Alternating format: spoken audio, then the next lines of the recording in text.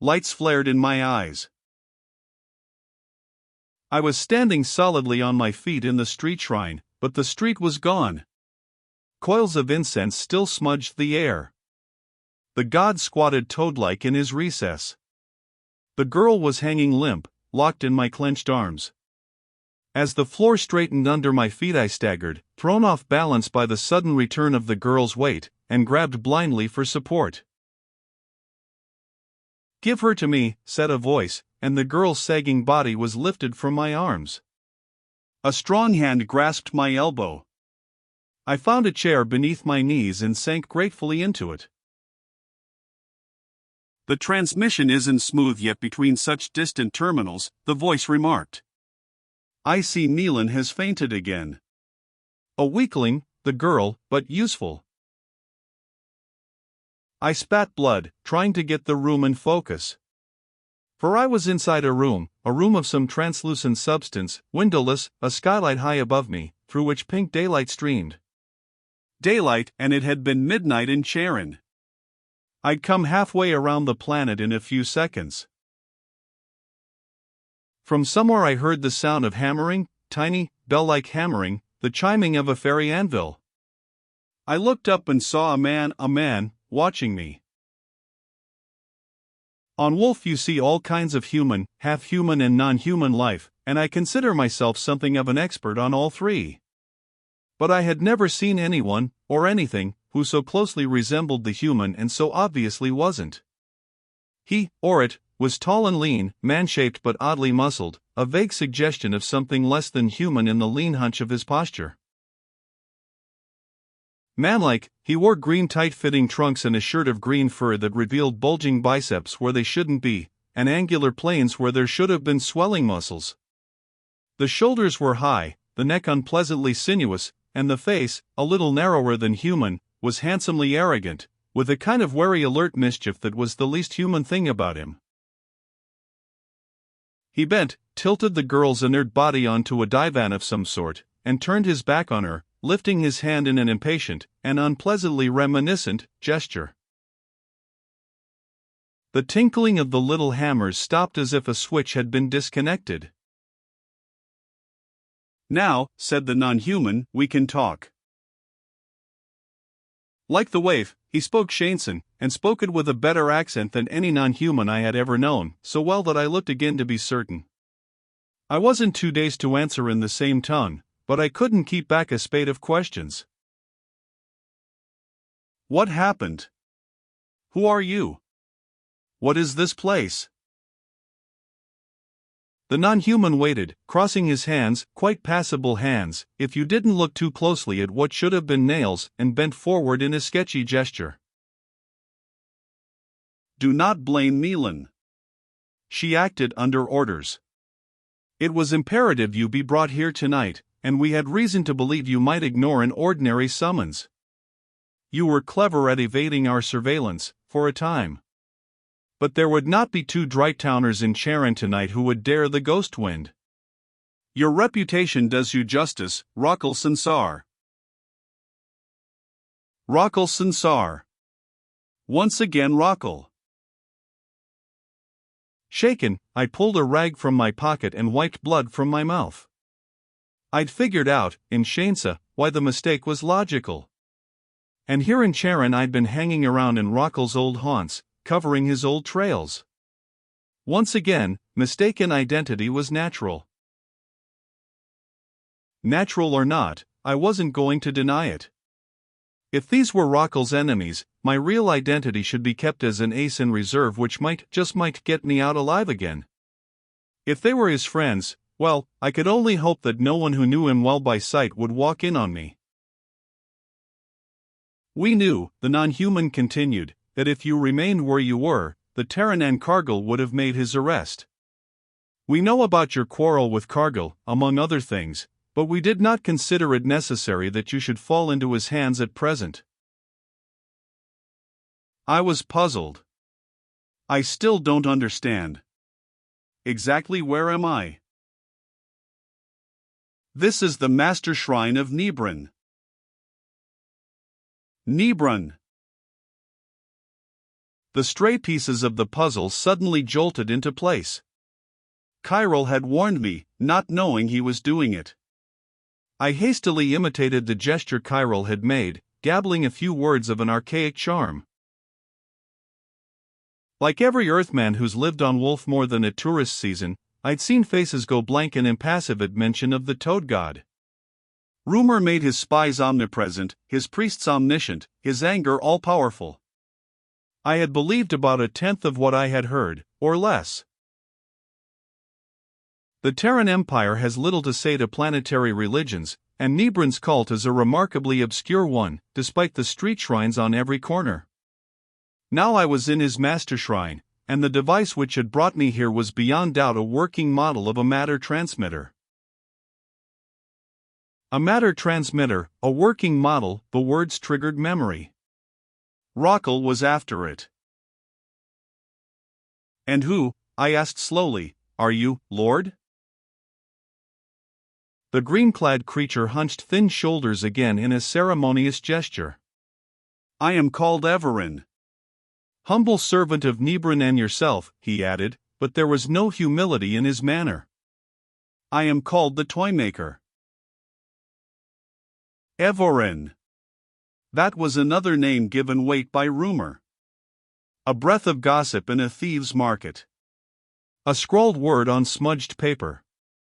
A blank folder in Terran intelligence. Another puzzle piece snapped into place, Toymaker. The girl on the divan sat up suddenly, passing slim hands over her disheveled hair. "Did I faint, Everin?" I had to fight to get him into the stone, and the patterns were not set straight in that terminal. "You must send one of the little ones to set them to rights." "Toymaker, you are not listening to me."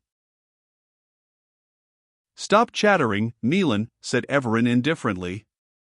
"You brought him here, and that is all that matters." "You aren't hurt?" Milan pouted and looked ruefully at her bare bruised feet, patted the wrinkles in her ragged frock with fastidious fingers. "My poor feet," she mourned, "they are black and blue with the cobbles and my hair is filled with sand and tangles."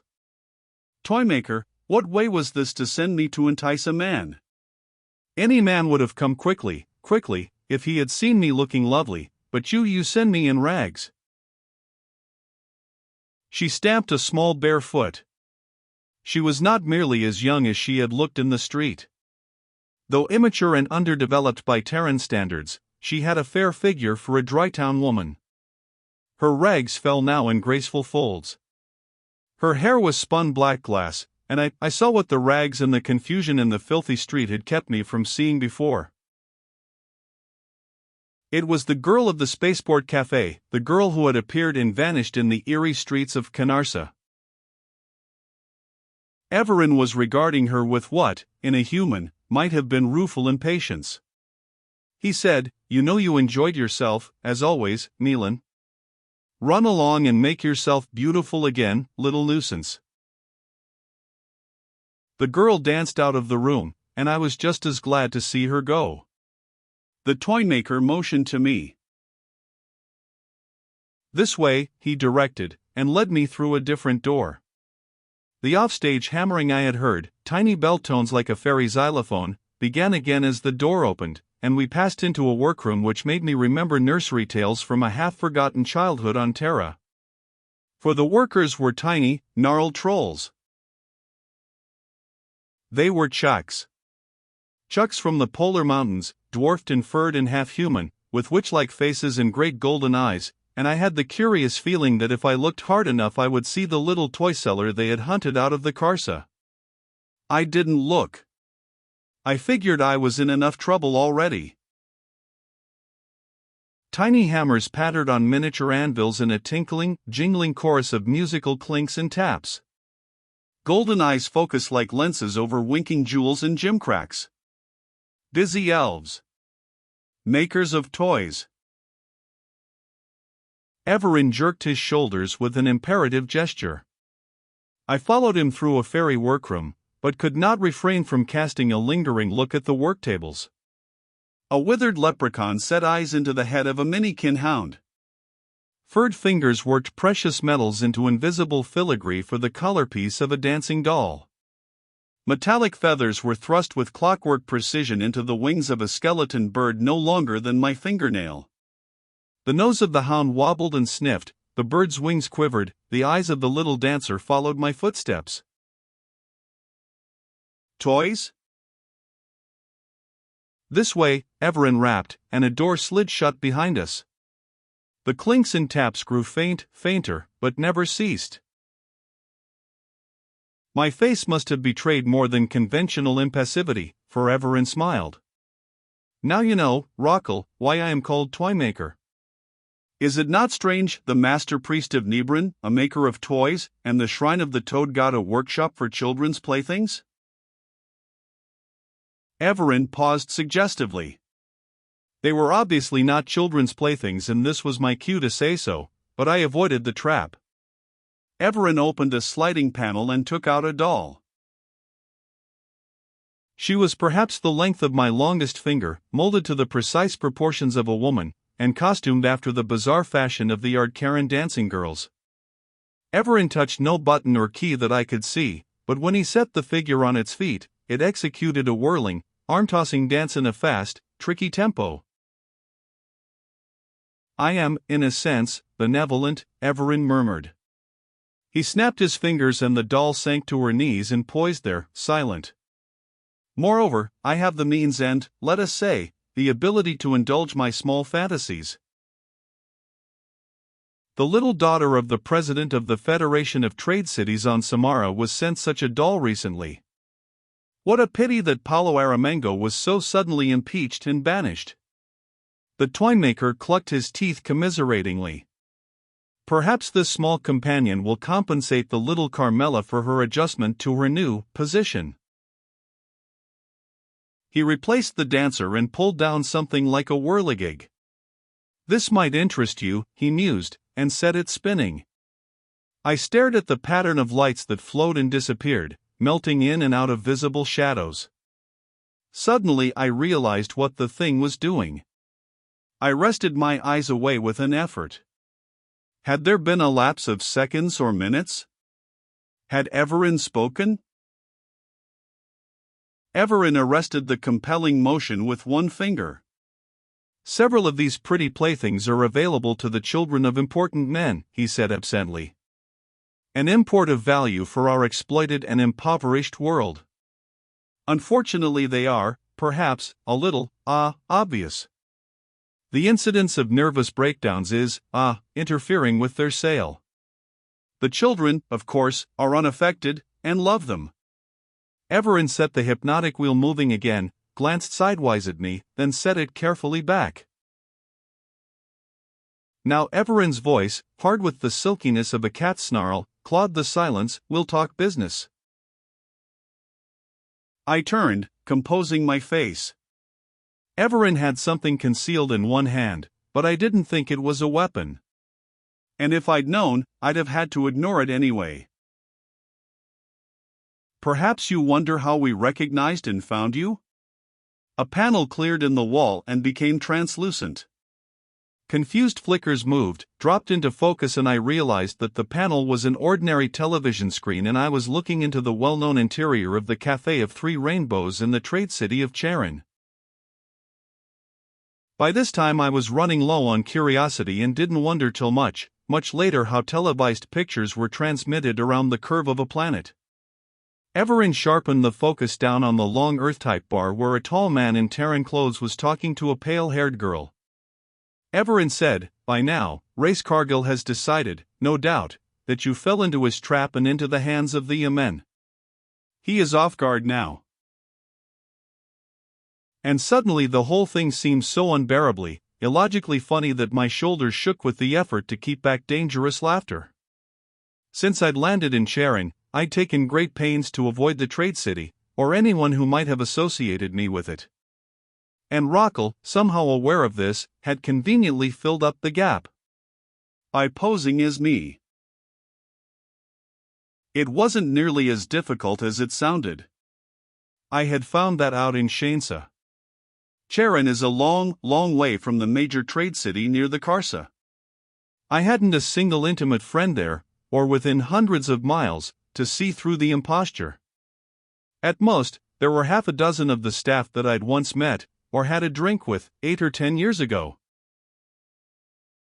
Rockall could speak perfect standard when he chose. If he lapsed into Drytown idiom, that too was in my known character. I had no doubt he was making a great success of it all, probably doing much better with my identity than I could ever have done with his. Everin rasped. Cargill meant to leave the planet. What stopped him? You could be of use to us, Rockall. But not with this blood feud unsettled. That needed no elucidation. No wolfen in his right mind will bargain with a Drytowner carrying an unresolved blood feud. By law and custom, declared blood feud takes precedence over any other business, public or private, and is sufficient excuse for broken promises, neglected duties, theft, even murder. We want it settled once and for all. Everin's voice was low and unhurried. And we aren't above weighting the scales. This Cargill can, and has, posed as a Drytowner, undetected. We don't like Earthmen who can do that. In settling your feud, you will be aiding us, and removing a danger. We would be grateful. He opened his closed hand, displaying something small, curled, inert. Every living thing emits a characteristic pattern of electrical nerve impulses. We have ways of recording those impulses, and we have had you and Cargill under observation for a long time. We've had plenty of opportunity to key this toy to Cargill's pattern. On his palm the curled thing stirred, spread wings. A fledgling bird lay there, small soft body throbbing slightly. Half hidden in a ruff of metallic feathers I glimpsed a grimly elongated beak. The pinions were feathered with delicate down less than 1/4 of an inch long. They beat with delicate insistence against the toymaker's prisoning fingers. This is not dangerous to you. Press here, he showed me, and if Race Cargill is within a certain distance, and it is up to you to be within that distance, it will find him, and kill him. Unerringly, inescapably, untraceably. We will not tell you the critical distance. And we will give you 3 days. He checked my startled exclamation with a gesture. Of course this is a test. Within the hour Cargill will receive a warning. We want no incompetents who must be helped too much. Nor do we want cowards. If you fail, or release the bird at a distance too great, or evade the test, the green and human malice in his eyes made me sweat, we have made another bird. By now my brain was swimming, but I thought I understood the complex inhuman logic involved. The other bird is keyed to me? With slow contempt Everin shook his head. You are used to danger and fond of a gamble. Nothing's so simple. We have given you 3 days. If, within that time, the bird you carry has not killed, the other bird will fly. And it will kill. Rockall, you have a wife. Yes, Rockall had a wife. They could threaten Rockall's wife. And his wife was my sister Julie. Everything after that was anticlimax. Of course I had to drink with Everin, the elaborate formal ritual without which no bargain on wolf is concluded. He entertained me with gory and technical descriptions of the way in which the birds, and other of his hellish toys, did their killing and worse tasks. Milan danced into the room and upset the exquisite solemnity of the wine ritual by perching on my knee, stealing a sip from my cup, and pouting prettily when I paid her less attention than she thought she merited. I didn't dare pay much attention, even when she whispered, with the deliberate and thorough wantonness of a Drytown woman of high caste who has flung aside her fetters, something about a rendezvous at the 3 Rainbows. But eventually it was over and I stepped through a door that twisted with a giddy blankness, and found myself outside a bare windowless wall in Sharon again, the night sky starred and cold. The acrid smell of the ghost wind was thinning in the streets, but I had to crouch in a cranny of the wall when a final rustling horde of you men, the last of their receding tide, rustled down the street. I found my way to my lodging in a filthy chuck hostel, and threw myself down on the verminous bed. Believe it or not, I slept.